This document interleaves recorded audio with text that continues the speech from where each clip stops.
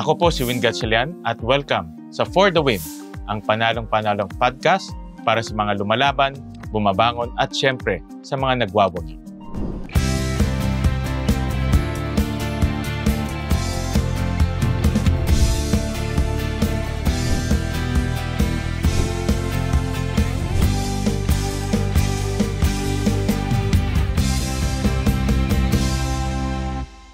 Alam nyo mga ka-win-win, hindi naman kailangan manalo sa contest para masabi mo sa sarili mo na ikaw ay nagtagumpay. Yan ang bibigyan natin ng pansin sa episode na ito.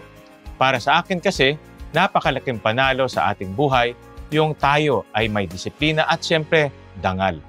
You don't need a trophy to have integrity. Tulad ng kwento ni Honesto ng NAIA, hindi siya artista pero trending ang kwento niya. Hindi siya politiko pero masigasig magtrabaho. Malinis ang puso at world-class ang serbisyo. Kaya today, alamin natin ang panalong-panalong kwento niya. Let us all welcome Ronald Gadayan. Ronald, maraming salamat sa pagpunta mo dito sa ating podcast at long time no see. Salamat din po at natutuwa ako, nagagalak na nakita po kita ulit po. May picture nga tayo, Ronald, pero hindi naman tayo nakapag-usap. Opo, di pa napag-usap. Dala ko pa yung map. Bali, yung nakita kita, Nagpa-map ka pa nun congressman ka pa lang po nun.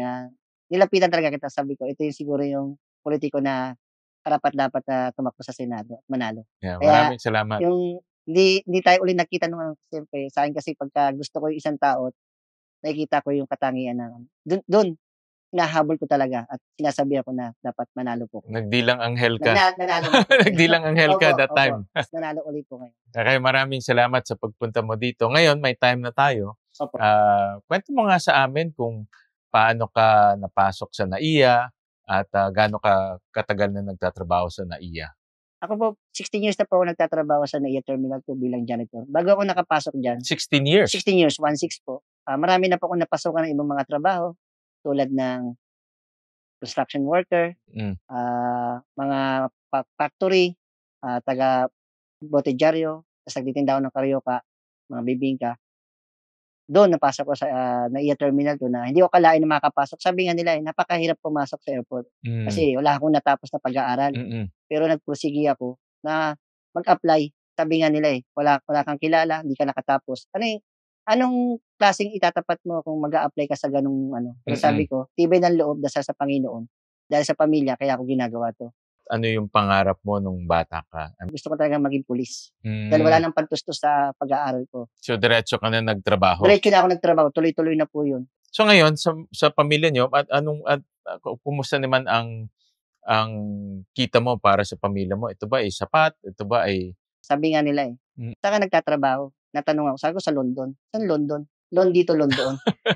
Kasi lahat na lang ng loan kinuha ko na Kasi talagang nababayaran naman siguro. Opo, no? hindi lang naman pati sa ATM na halos 10 years nakasanla na ATM ko. Wala talagang nakukuha. Taga negative pa. Utang uli kaya sabi ko, doon ako nababaon. Sabi ko sarili ko, ganun talaga Kasi sabi nga nila, sa binata 640 kulang. Kaya ang nangyayari, nakakapag-loan ako na hindi para sa akin, para sa pamilya ko. Sabi ko nga sa mga anak ko, wala nang natapos yung papa niyo, janitor lang. Kung gusto kong mangyari, makapagtapos kayo. Correct. Iahon kayo kahit na kabaon-baon na usapan. Kung anong gusto niyo, iuutang ko yan kung para lang sa pag-aaral niyo.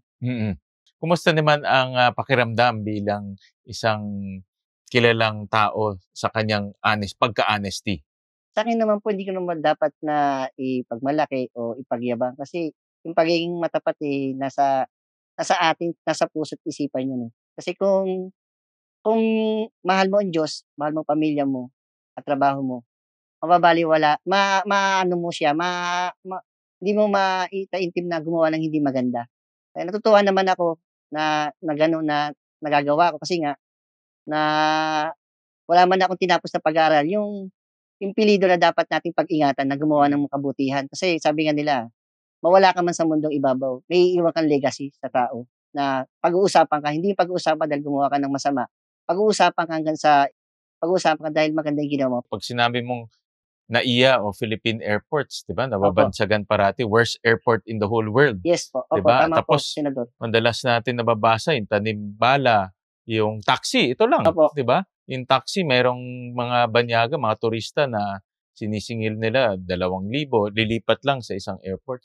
Kaya yung mga kwento mo, kwentong kwentong kakaiba sa mga Opo. naririnig natin dahil madalas naririnig natin sa airport hindi magaganda. Pero yung kwento mo, magandang kwento, Opo, inspirational pa. tama po, Senator. Kaya dapat ipakita natin sa ating mga kababayan na hindi lahat ng kwento ng NAIA masama. May kwentong makakapagbigay ng inspirasyon. Katulad ng mga honest deeds na ginagawa mo. Opo, hindi lang naman ng mga sabi nga Senador, hindi lang naman mga Pilipino ang pagsusulian ko, mga banyaga rin.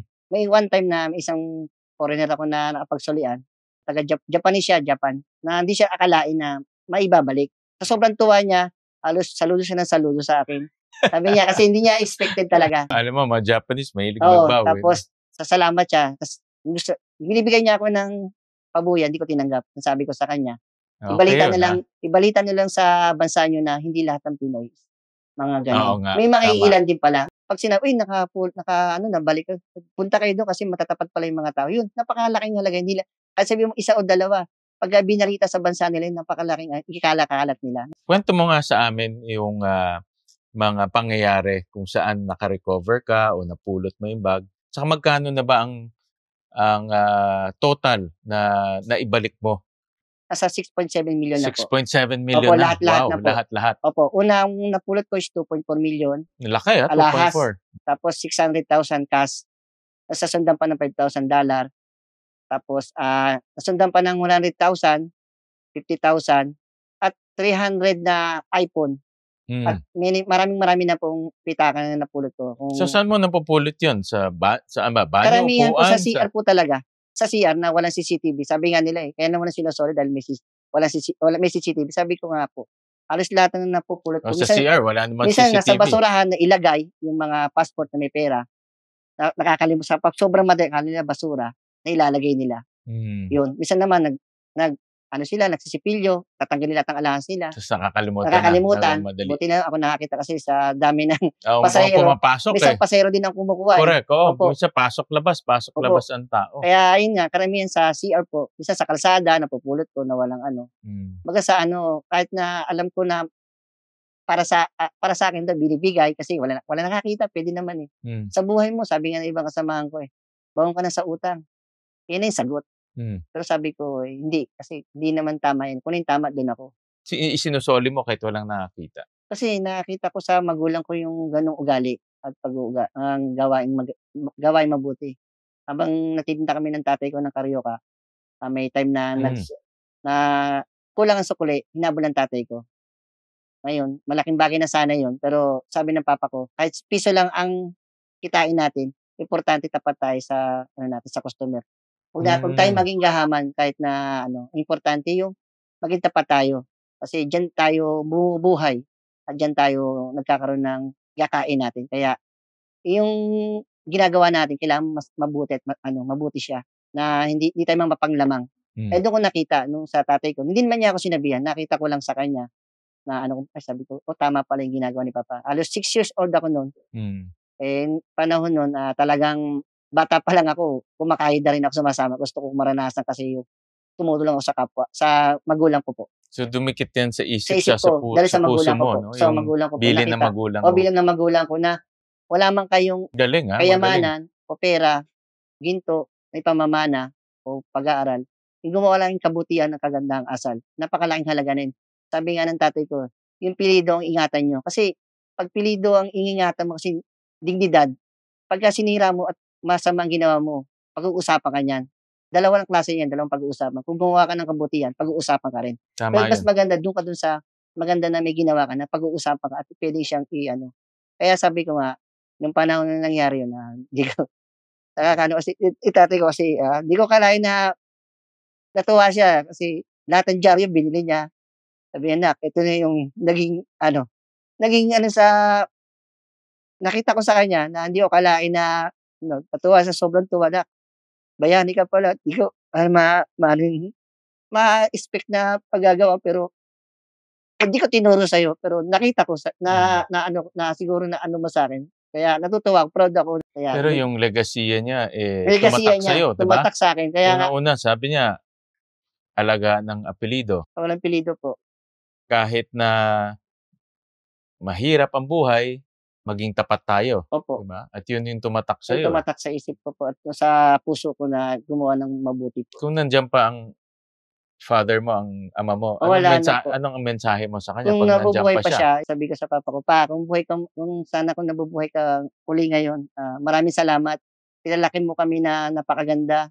Hindi mo kami inano sa may bisyo." Sabi mo nga, eh, wala siyang inom, wala siyang sigarilyo, pero nakatatak sa puso namin.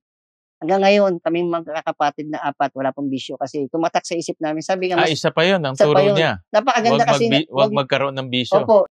Balikan natin yung mga, pangyayari sa airport. Ano yung reaksyon ng mga tao 'no, nung binalik mo yung kanilang mga pera, alahas, cellphone, nakakausap mo ba sila? Opo, nakakausap Ano ko. yung reaksyon nila 'pag binabalik mo? Kasi minsan ako to be honest, may mga nawala na akong mga gamit, minsan pinapabayaan ko na, eh. Pero 'pag nakaka-recover, ano yung reaksyon nila sa'yo? Tuwa at galak. Kasi alam mo yun pagka siyempre ang gamit meron man siyang halaga o wala, napakalaking bagay na maisoli mo sa kanila, lalo na yung mga foreigner nga, mga kapwa Pinoy. May isa ngang Pinoy napulutan ko, estudyante, 3,000 lang naman nahulog sa CR loob, kasya. Ngayon mangiyak-iyak siya habang naglalakad sa hallway, nilapitan ko siya, sabi ko, "Ba't umiiyak ka?" "Nawawala po kasi yung pera ko, 3,000." Sabi ko, "Nag-CR ka ba sa'kin?" Sabi niya, "Opo." Ngayon siyempre sabi ko alam ko siya talaga. Sabi ko, "Saan ka nag-CR?" Tinuro ko muna, siya talaga. So, Hmm, sobrang tuwa niya kasi pambili ng gamot ng papa niya na hmm. hindi niya akalain na maibabalik. Sa dami ng pasaherong pumapasok do'n, ako pa daw yung nakapulot. Ngayon binibigyan niya akong pabuya. Sabi ko, "Wag, sa'yo na lang 'yan, i-ano mo lang, gumawa ka lang ibalik mo na lang yung kabutihan na kung ano yung ginawa ko sa'yo, ibalik mo na lang." Binibigyan niya ng pabuya pero hindi ko tinatanggap. Ang sabi ko nga sa kanya, "Yung pabuyang bibigay mo sa'kin, gumawa ka rin ng kabutihan sa kapwa mo. Ikalat mo rin na kung ano yung ginawa ko, gawin mo rin." Nakita ko sa'yo na bukal sa'yo maging tapat or honest, 'no? Opo, Parang maganda kasi yung pagpapalaki sa'yo ng mga magulang mo. Hindi lahat ng tao ganyan, 'di ba? opo. Hindi lahat ng tao ganyan. Pero, ano bang puwede mong payo sa mga nakikinig sa atin, pagdating sa pagiging tapat? Ang mapapayo ko, napakahirap maging tapat talaga. Sa panahon napakahirap, napakahirap talagang maano yung matapat kasi 'pag nandun yung word na matapat talagang hindi ka gagawa ng hindi maganda, kukuha ng hindi sa'yo. Kasi hindi naman nila lahat ko ang nagtatrabaho sa gobyerno, may mangilan-ngilan din na mabubuti. Pero bibihira na lang kami na gumagawa ng matapat. Kahit na ganito yung katayuan ko, sabi nga nila, kung mahal mo ang Diyos at pamilya mo at trabaho, hindi mo makukuha ng hindi hindi sa'yo o kukuha ka ng bagay na hindi sa'yo o mga ano, kukuha ka o magnanakaw. Kasi mahalaga kasi kailangan may pananalig ka sa Diyos, mahal mo yung pamilya mo at trabaho. Kasi 'pag naisip mo Yung yun, pananalig sa wala Diyos na. importante. Isa ba rin 'yan na iniwan sa'yo ng Wala magulang akong yung legacy pananalig? po. Tsaka sabi nga nila, kung may nakikita ka na Marami naman nananalig sa Diyos pero hindi honest, opo, Marami, marami po, marami, 'di ba? tama, opo. Maraming hindi hindi pinanindigan yung kanilang pananalig, 'di ba? Opo, opo. Yun ta's yung mga ano, kung may nakikita kang bagay na gusto mong bilhin o kunin, kailangan pagpaguran mo kasi mas maganda sa pakiramdam yung pinagpapaguran mo yung bibilhin mo na gusto mo. Alam mo nung mayor ako, Ronald, may madalas ko sinasabi 'to, yung masamang ginagawa o masamang gawain, madaling makahawa yun, eh. Opo, Pero yung mabuti, mas mahirap makahawa yun, lalo na sa gobyerno. Kaya talagang hanga ako sa'yo at inspirasyon ka dahil talagang pinanindigan mo yung pananalig mo sa Diyos at opo, yung bilin sa'yo ng iyong magulang. At, saludo kami sa'yo at hanga kami dahil kailangan talaga natin ng mga inspiration. opo. Masarap na pakiramdam Hmm, na napagsosoli ka lalo na 'pag mga bagay na hindi naman importante kung nakapagsoli ka ng malalaki o mm, maliit, importante maibalik mo sana. Kasi sabi nga nila, lalo na yung may isang pasahero, hindi siya bagay, hindi siya mm, pera. Ano siya, pilo. mm. Pero Yung neck pillow, opo, marami na. Sa'kin nag-chat kung ako daw nakakita. pati neck Ako pillow gusto ba niya oo, ngayon nag-chat. Puwede nga pero po meron ng sentimental value. meron eto Dahil ba yung nilalagay bigay po dito? sa kanya ng asawa niyang namatay. Kaya Ah, sobrang ano niya, di lang hindi walang nakuha mo yung pillow? opo, nabigay sa'kin ng kasamahan ko, hinahanap ko. Okey. Kaya ako rin nagsoli. Sobrang Saan yun? Sa lost and found na? Hindi po, natabi ng kasama ko, tatapon sa basura. Pinicturan niya, ngayon pinuntahan ko, nakita, sabi niya, walang halaga yan. Hindi maiaan yan, pero yung halaga yan, Yung sentimental value kasi. Dahil pa ang milyones na pera niyan. Kaya nakakatuwa na, pag may nawawala, ako yung chinachat ng mga ibang pasahero. Kuya, ikaw yung sikat, baka nakikipag... Minsan naman, ako yung nagkakataon na nakakita. Sabi ko, nandito po. Tapos meron naman po na Senador Gatchalian, hindi naman lahat. May magandang nangyayari. May nangyari din sa akin na hindi ko makakalimutan. Isang pasahero na sa airport, balikbayan, Pinoy, astig, mayabang, matapobre. Kasi naglilinis ako, naiwan niya daw yung Rolex niyang mamahaling milyones. Ang ginawa niya sa akin, minura at dinuturo niya ako. Inaat ko sa kang kinuha mo. Parang ganun. Opo, kinuha ko po daw. Kasi ako daw naglinis. Sabi ko, ako nang po ako nakita. Hindi, sobra naman yun. Papapulis na kita, lahat. Sabi ko nga po sa kanya, tawagin niya ulit ng pulis. At dinuro niya ako minura. Pero hindi, siyempre nga nila, nasa serbisyo tayo. Kailangan magpakumbaba. Nung salita ko, mahinahon. Sabi ko, sir, huwag naman po kayo magbintang ng ganyan. Hindi niyo pa nakita. Sabi ko sa kanya, baka nasa bag mo lang. Bumalik siya. Yun nga, nasa bag niya. Sabi ko sa kanya, Nag-ano ba siya? Humingi ba siya? Humingi naman ng sorry? Nag-sorry naman po siya. Ang ganda ng usapan namin ni Kuya Ronald. Kaya huwag kayong aalis. Magkakape muna kami. Dito lang kami sa For the Win.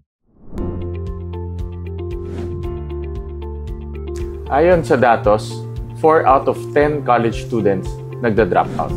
Sa mga pag-aaral namin at sa mga hearings, lumalabas na marami rin gastos ang mga estudyante. Hindi lang tuition fee at other school fees. So marami tayong mga estudyante either na-delay yung kanilang pag-aaral o nagda-drop out na sila dahil bumibigat na yung gastos. Yung iba bumabalik, but later date na. Yung iba naman talagang humihinto na dahil nagtatrabaho sila. Dahil natuklasan namin na yung tertiary education subsidy hindi pumupunta sa mga mahirap nating mga estudyante. Ito yung pinaglaban namin for the past 2 years until na bago ng Unifast yung kanilang policy. So ngayon, mas marami ng mga estudyante ang nakakakuha ng subsidiya, lalo na yung mga mahihirap nating mga estudyante para matapos nila yung kanilang pag-aaral. Nakita namin na hindi lang tuition fee ang nagiging pabigat, kundi yung mga iba pang gastusin. At dyan dapat pumasok ang gobyerno para matulungan naman yung mga estudyante natin sa iba pang mga gastusin.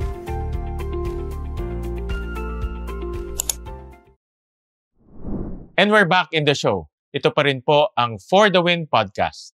Nandito pa rin kayo sa For the Win kasama ang viral pero never nagbago na si Kuya Ronald, ang honesto ng NAIA. Alam mo, Ronald, meron akong final na batas na ngayon ay pinapatupad na yung good manners and right conduct. Naririnig mo ba yun? Narinig ko po. Dati kasi yung good manners and right conduct, hindi siya isang subject, nakabaon lang siya sa iba't ibang subject. So ginawa kong isang subject na. Kasi nga, nakikita ko dahil nga sa mga cellphone, yung mga bata na impluwensyahan ng hindi magagandang mga asal eh. Opo, tama so po itong GMRC ngayon, na siya, isang subject na siya, para maturuan ng mga bata yan, ang pagiging tapat, dapat sumunod sa magulang, dapat marunong rumispeto, yung mga basic lang na para maging mabuting tao. Opo, tama yung po bata. Yan. At ako naniniwala kasi dapat sa bata pa lang, kagaya mo. Opo. 6 years old, sabi mo kanina, tinuruan ka ng magulang mo, hindi naman lahat ng magulang nakakapagbigay ng ganyan na turo. So, ginawa naming subject yan sa eskwelahan para maituro sa ating mga eskwelahan. Ano masasabi mo doon? Okay ba yon? Napakaganda naman po ng ng hadikain at yung bill nyo. Hindi dahil sa, at least yung mga kabataan, natuturuan sila na bata pa sila, malalaman nila kung tama at mali. At nagaguide sila. Hindi yung puro cellphone, kung anong mga ginagawa nila, panonood ng dapat talaga, nung panahon talaga nung Senator Gatchalian, meron talagang values education. Na 2 oras.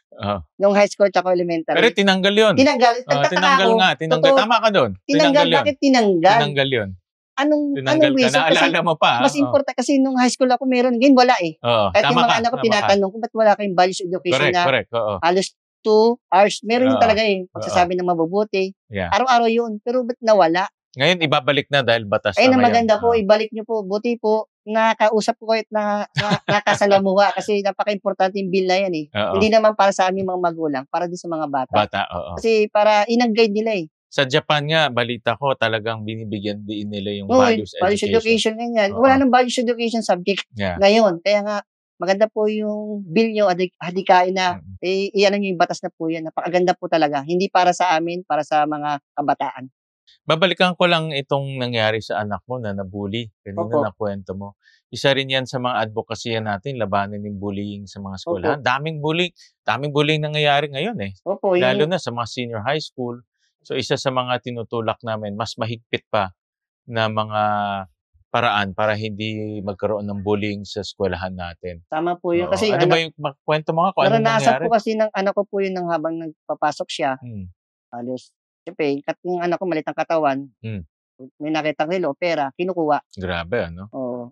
Ngayon nung pinuntahan ko kaya nga sabi ko nga senador, hindi siya nakabalik sa pag-aaral kasi nga natatakot siya. Natakot, oo, Nandun na ganyan talaga kasi yung ano niya, nangyayari, eh, ganyan nangyayari. meron na siyang takot, May baka phobia balikan 'no, siya, may phobia. phobia. Ang mahirap kasi sa atin hindi lang naman sa akin, maraming nangyayaring ganyan sa Oo, anti-bully na ang kabataan kaya hindi na bumabalik sa pag-aaral dahil nga sa gano'n. May hmm, banta na sa buhay nila. hmm, At do'n pa lang sa eskuwelahan dapat kasi ba't sa eskuwela nangyayari, dapat pa lang sa eskuwela hindi nangyayaring ganyan. oo, Pero nagkakaroon tayo ng gano'n na ano, mm. dapat magkaroon ka ng batas na anti-bully na ang kabataan 'pag pumasok sa school dapat safe, Yeah, walang tama, nangyayari. oo. Eh, nangyayari ngayon, naranasan ko sa anak ko, kinukuha yung pera, Hmm. kinukuha yung baon, kinukuha yung relo, kung ano yung Kumusta ang makita. kumusta ang pagresponde ng eskuwelahan? Nung Naisumbong mo ba sa mga naisumbong ko naman po senador sa ano, pero hindi na pumasok yung mga naging involved na kabataan mm, ko. naparusahan naman?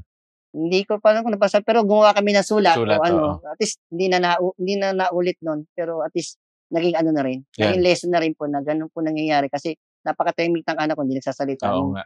nalalaman ko na lang kasi yung anak ko kasi kung ano yung ano ko, napaka-humble, napaka-ano, maliit ng katawan kasi niya, hindi niya kayang ipagtanggol yung sarili kaya nga siguro kaya binubully. Kaya 'yun ang isa pang pinapalakas natin sa eskuwelahan, yung anti-bullying, para hindi 'to mangyari sa mga bata. Tama ka, yung mga bata 'pag na-bully, kadalasan tumitigil, eh. 'Pag tumigil sila, hindi na maganda yung ano, hindi na maganda kasi titigil na sila sa pag-aaral nila, 'no. At kami naman, kasi nakikita rin namin yung mga bully, minsan meron ring problema sa bahay, eh, Opo, 'no, inaabuso sila, inaaway ng magulang.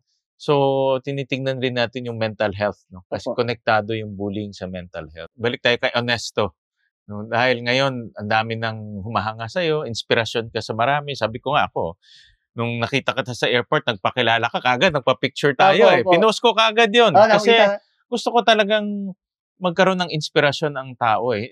'Pag sinabi ko inspirasyon hindi lang sa mga politiko o mayayaman o sikat. Opo, Simpleng tao puwede maging inspirasyon dahil mm, kahit na mahirap ang buhay, opo, sabi mo nga kanina, London ng London, pero pinili mo maging tapat, 'di opo. ba? So, itong nakukuha mong atensyon ngayon, may pressure ba sa'yo na dapat ipakita mo na lagi kang maayos, lagi kang merong meron kang image na pino-project? Ano ba, mayro'n bang pressure kang nararamdaman sa ganitong atensyon na nakukuha mo? Wala naman po, sa'kin lang kasi gumawa ka lang ng tama, basta tuloy-tuloy lang ang paggawa ng kabutihan. Eh, natutuwa naman at nagagala kasi kahit saan ako pupunta, sabi ko nga may nagpapa-picture sa'kin. Ako nga Ah, nagpa-picture sa'yo, eh. hindi ko akalain, sabi ko, "Bakit niyo ako pero siyempre nagpapaano rin pa rin tayo. "Eh, nakita ka namin sa TV, baka puwede namin i-picture." Sabi ko, "Okey naman po." Kahit lalo sa airport, eh, hindi naman ako artista. Ba't pini-picture 'pag nakita yung nameplate ko sa ano, babalik sila. Mapapatingin talaga "Ikaw ba 'yan?" Sabi ko, "Halika picture tayo." Ikaw pala yung viral na ano, nakakataba ng puso. Minsan naman po, set of picture 'yan, habang nasa bus ako, uwi ako ng Bulacan, magbabayad ako, inaano ko ng nagti-ticket, ba't ako nilalagpasan? Sabi ko magbabayad ako. Yun pala yung driver, Nakilala ka? kilala ako tsaka hanga sa'kin, wag ka na magbayad. Oo. Kaya nakakataba ng puso na Galing yun, yung hindi mo kilala na-appreciate mo, sabi nga nila, mas nakaka-appreciate yung gano'ng Tama, bagay na oo. bakit sila konting bagay na pamasahe na ano, pero nakakataba ng puso. Yun ang isang bagay, Nakikita ka sa TV na may isang pa ginagawa po. isang paraan yun sa kanila para Ayun magpasalamat nga po, sa'yo, 'di ba? nakakataba nga po ng puso na hindi ko akalain ine-expect na gano'n na Mm. may mga may mga Pinoy na konting may nagawa ka pero binibigyan nila ng importansya. Sa mga panahon ngayon, 'di ba, ang social media napakasikat.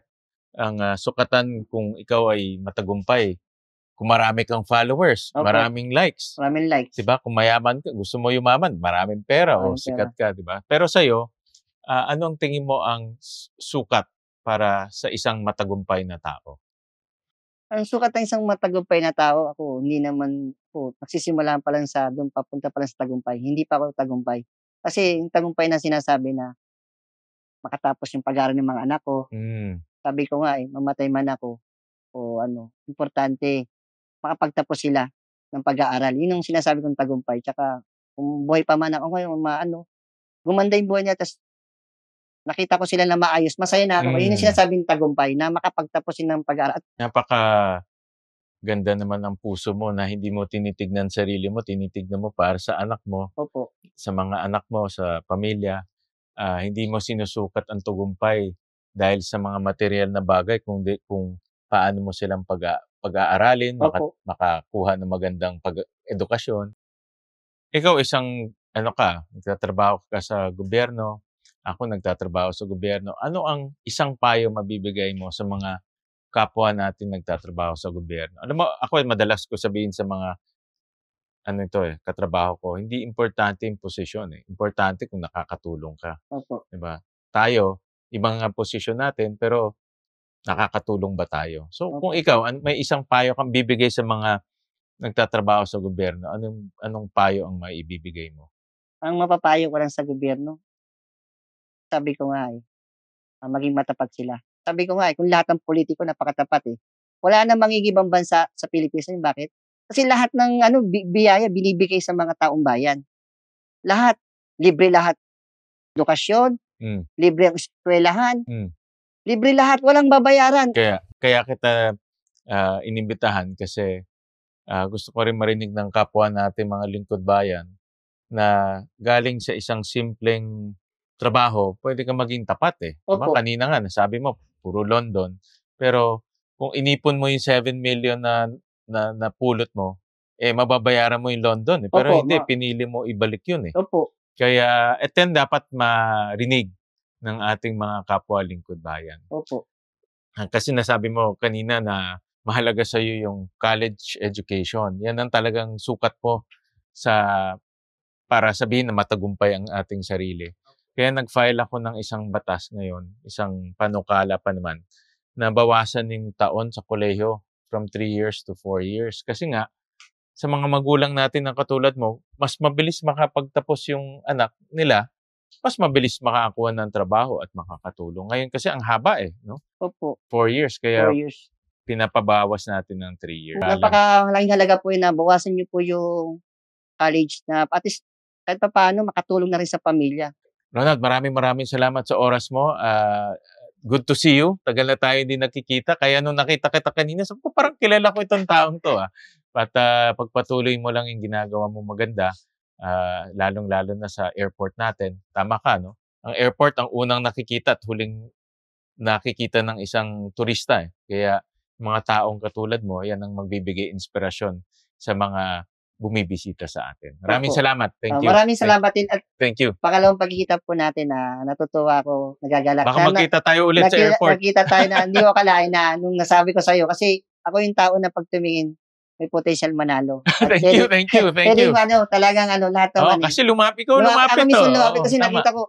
Ako kasi hindi ako talaga mahilig ako magbasa ng dyaryo, titignan ko talaga yan.